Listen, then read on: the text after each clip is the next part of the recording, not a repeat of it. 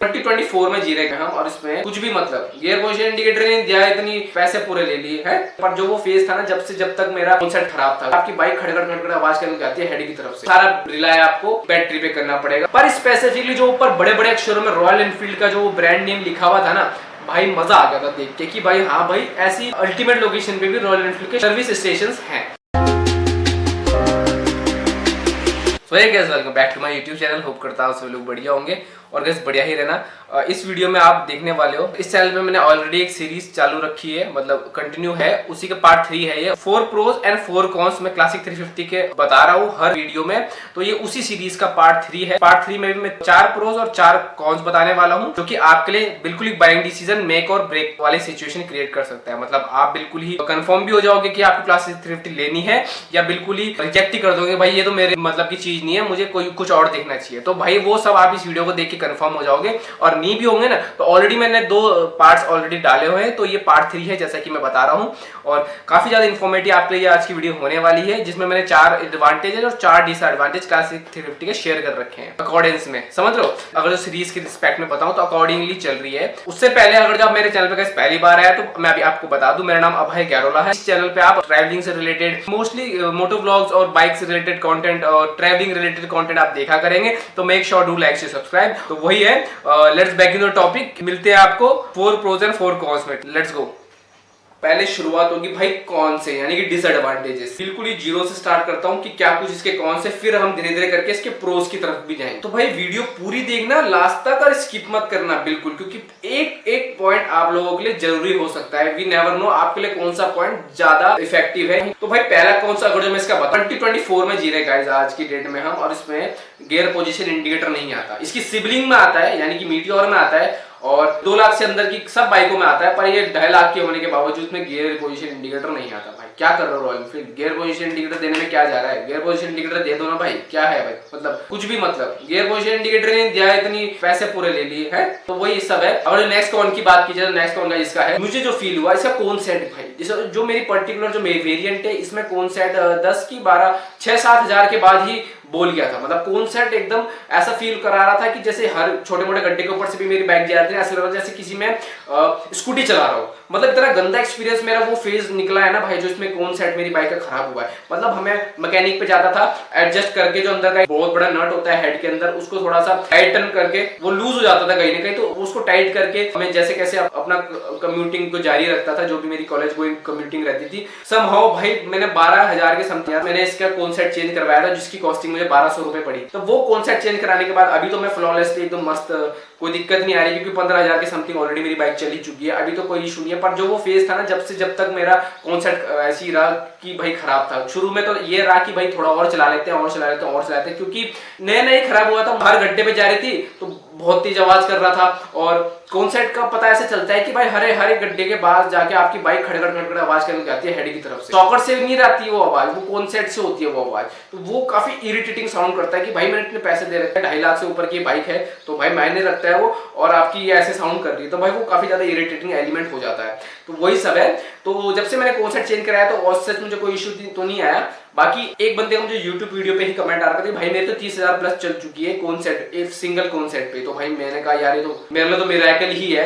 बाकी अब क्या पता मेरे राइडिंग स्टाइल ही खराब हो, या मेरे रोड कंडीशंस खराब हो, या मेरा कॉन्सेप्ट में ही कोई डिफेक्ट था, आई डोंट नो भाई, पर ये मैंने फेस किया है। तो वो भी एक कॉन के अंदर मैं आपको बताना चाहूंगा। अगर नेक्स्ट कॉन की बात की जाए तो भाई नेक्स्ट कॉन इसका है, इसमें किक नहीं आती भाई। अब जितने भी फ्यूल इंजेक्शन सिस्टम जैसे इंस्टॉल किया है, या जैसे भी फ्यूल इंजेक्शन सिस्टम पे ये बाइक्स रन करना शुरू करी है, तो उस हिसाब से अब इन सब बाइक्स में किक्स हटा दी, क्योंकि इसको अब फ्यूल इंजेक्शन पे सारा रिलाय करना होगा, यानी कि आपको एक मिनिमल थ्रेशोल्ड तक आपको अपना फ्यूल रखना ही पड़ेगा अपनी बाइक में, और सारा रिलाय आपको बैटरी पे करना पड़ेगा, मतलब only self bike, no kick no nothing. तो भाई एक ड्रॉबैक ही है। By the time Royal Enfield जाने ही इसलिए जाता था कि भाई उसमें किक है, रॉबस्ट फील है, तो वो धीरे धीरे करके जनरेशन वाइज कम होती जा रही है। अगर जो लास्ट कॉन की जाते थे मैं बात करूं, कॉन्स को ऐड करने का टाइम आ चुका है, यानी कि डिसएडवांटेजेस को ऐड करने का टाइम आ चुका है। मैं लास्ट डिसएडवांटेज का ये बताना चाहूंगा भाई, इसमें जो एनालॉग जो नीडल है वो स्टक हो जाती है, एरर होता है उसमें बहुत तकड़ा। जैसे कि मैं एक वीडियो ऐड कर दूंगा, देख लेना, उसे भी 0 पे रहता है, कई बार 160 पे पहुंच जाता है, गाड़ी 30 पे चल रही होती है, मतलब भाई ये एरर पता नहीं क्यों है,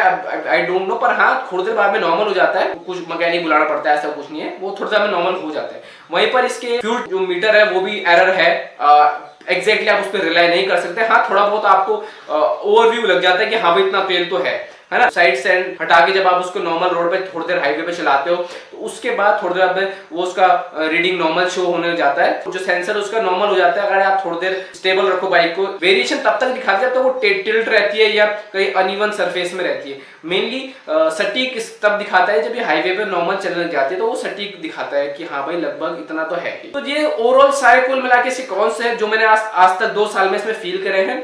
तो भाई अब आप कमर कस लो, अब टाइम आ चुका है इसके प्रो सुनने का। तो भाई पहला प्रो इसका वो है ग्राउंड क्लियरेंस। भाई 170 mm की इसमें ग्राउंड क्लियरेंस आती है, जो कि सफिशिएंट है या मोर देन इनफ है इंडियन कंडीशन के हिसाब से। हर एक बैड से बैड कंडीशन पे आप 170 mm की ग्राउंड क्लियरेंस वाली बाइक को आराम से कहीं भी आराम से लेके जा सकते हो।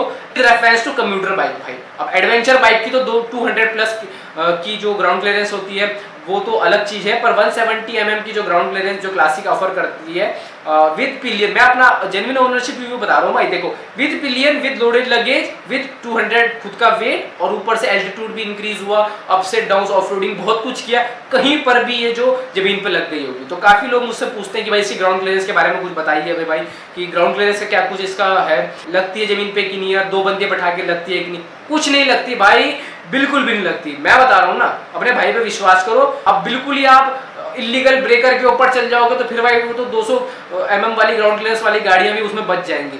स्पीड कम करके तो कहीं ना कहीं आपको उसके साथ मैनेज करना ही पड़ेगा। पर जितना भी सेंसिबली ऑल ओवर इंडिया, मुझे पता है कि उसमें बहुत सारे बम्स और pot hole Indian road condition में तो ऑलरेडी रहते ही हैं, पर हर एक उसमें मोस्टली ये आराम से सर्वाइव कर जाता है। जितना मैंने अभी तक एक्सपीरियंस किया 2 साल का, 15,000 की समथिंग किलोमीटर चलाने के बाद भाई। Rider as well as pillion में मैंने काफी ट्रिप्स करता रहता हूँ, और छोटी मोटी तो, बड़ी तो यही करी थी स्पीति की। 80 तक आपको टॉर्क की कभी कमी होगी ही नहीं, और रॉयल एनफील्ड तो जान ही अपनी लोड एंड टॉर्क की वजह से जाती है। यानी कि अगर जो आप कोई भी और बाइक उठा लो जिनमें 6 गियर होते हैं, या KTM की बाइक उठा लो, या रॉयल एनफील्ड की खुद की वो अब जो नई बाइक उनकी आ रखी है यानी हिमालयन 452, उसमें क्या कर रखा है उन्होंने, उसकी ना लो एंड टॉर्क ही खत्म कर दिया गया। उसमें स्पीड दे दी, स्पीड एंथुजियास्ट के लिए बना दी वो बाइक, पर जो उसमें जो रियल जो उसके फील था ना, यानी कि लो एंड टॉर्क जो उसमें था, जो हिमालयन में 411cc वाली में था जो लो एंड टॉर्क भाई, वो था जो टॉर्क था, उसी के लिए उसको पहाड़ों पे क्लासिक और रॉयल एनफील्ड की और भी बाइक्स जितनी भी लो एंड टॉर्क, ये सारी लो एंड टॉर्क आपको प्रोवाइड करती है। यानी कि आपको कम आरपीएम में भी अच्छा खासा पुल, अच्छा खासा ग्रंट लाके देती है, जिससे आप हर एक अगली मिडिल पोजीशन से निकल जाओ विद लोडेड लगेज। आपको रुकने की जरूरत नहीं है, या बिल्कुल ही एक्सीलरेटर तेज करने की जरूरत नहीं है। आप कम आराम से टफ सिचुएशन में भी, चाहे कितना भी एल्टीट्यूड हो, तो वो सब है, वो पूरा मैंने इस ट्रिप में एक्सपीरियंस करा है। जेन्युइनली बता रहा हूँ, बहुत कम बाइकें मार्केट में आज की डेट में जो लो एंड टॉर्क आपको दे रही है।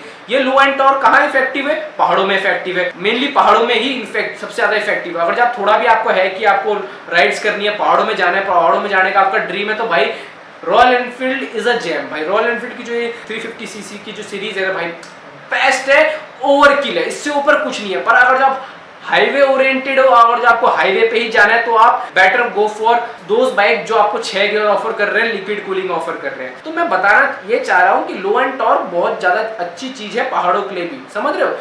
जहाँ जैसे जैसे आपका एल्टीट्यूड बढ़ता है, लो एंड टॉर्क की ज्यादा नीड हो जाती है। नेक्स्ट प्रोस की बात की जाए तो भाई सर्विस अवेलेबिलिटी, यानी कि आपको ऑल ओवर इंडिया कहीं भी सर्विस हो जाएगा इसका। जैसे कि अभी मैं स्पीति राइड किया था रिसेंट में ही, काजा में world's highest petrol filling station है काजा में ही, तो वहीं पर ही रॉयल एनफील्ड का सर्विस स्टेशन भी है, वहीं पर ही और बाइक्स भी सर्विस हो रही थी। यानी कि KTM भी हो रही थी, हीरो की भी हो रही थी, बजाज की भी हो रही थी, और भी बहुत सारी बाइक्स हैं।